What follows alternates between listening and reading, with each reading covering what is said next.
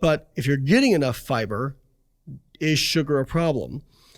So there was a classic study by Surwitt in 1997. I think it's still the best study to this day looking at this. And I know there's people say, well, it was done in 1997. It has no relevance. You know, I know. If it's a good study, it's a good study. No, some studies are timeless. In fact, they have greater We're relevance. not going to go back and undo the discovery of DNA because it was, 60 years ago or whatever it is. No.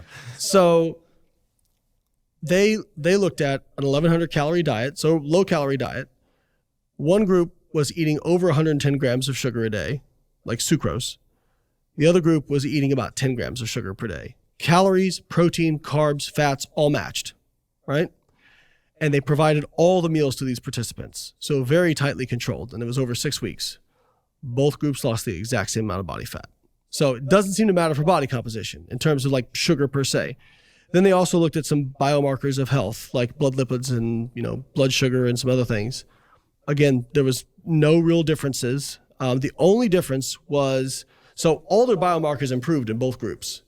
The only real difference was a small difference in LDL. So the group eating low sugar had a better improvement slightly in LDL.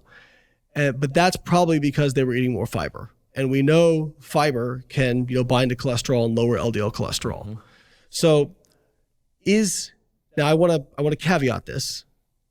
Sugar probably doesn't have any like positive health effects. So there's that, right? And nutrition is an exchange. If you're eating one thing, you're not eating another thing, right? So but what I would tell people is focus probably less on sugar, focus more on fiber.